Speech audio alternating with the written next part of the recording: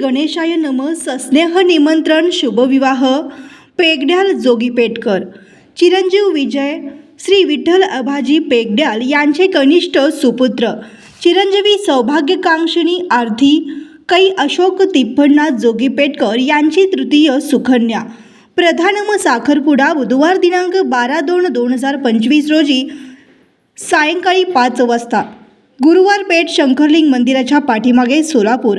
विवाह स्थळ 367 योगेश्वर नगर जुना विडी घरकुल सोलापूर।